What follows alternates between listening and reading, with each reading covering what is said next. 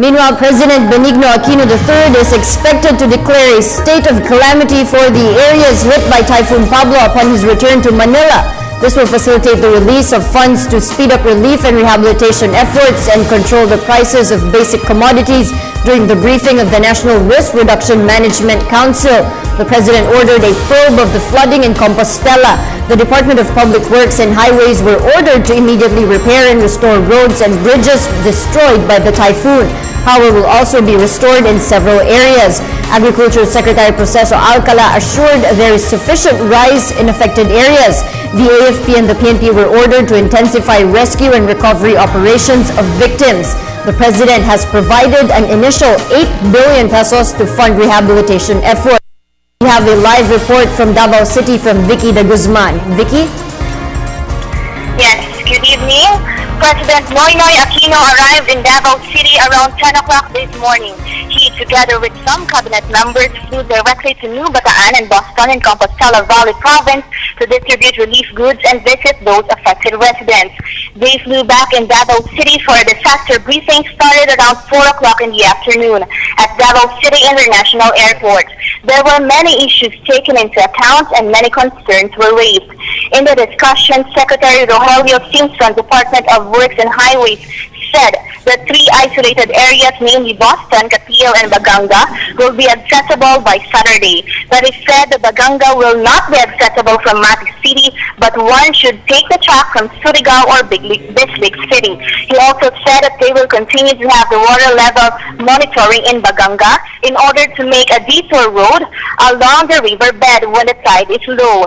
Through this, Baganga will be then accessible from Matic City. Secretary Simpson also said that the 320-meter bridge in Palma Hill that is severely damaged will be fixed to be used as a temporary bridge by the residents. However, he suggests constructing a new one which will need almost 100 panels. He also said that the total damage of infrastructure in Region 11 will amount to 938 million pesos. Meanwhile, Secretary Mario Montejo of VOST said that they will be providing additional information as part of the weather forecast, which is the expected water level increase in order to help the people prepare for such situation. But he clarified that this will take some time. During the briefing, the President also tasked BILT Secretary Mar Rojas, together with the involved other government agencies, to have an investigation regarding the incident of residents evacuating to a so-called safe area, but rather the evacuation center itself was not safe, but all was hit by a mudslide. Meanwhile, Secretary Carlos Patillo of Department of Energy said that the 3 most badly hit areas by the Typhoon Pablo will regain its electricity on December 23. This was the topic of BOE for New Bataan, Kapil, and Baganga.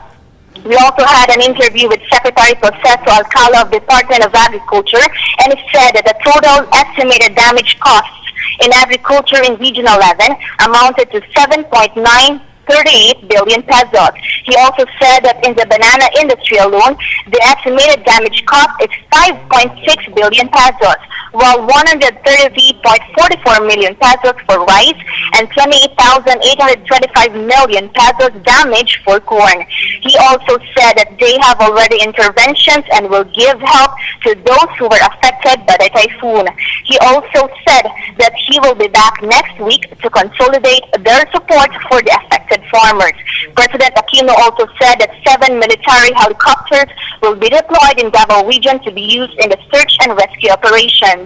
Meanwhile, Aquino said that he will give the decision as to declare the country in national state of calamity as soon as he has with him the needed documents for making the decision. For People's Television, Vicky de Guzman.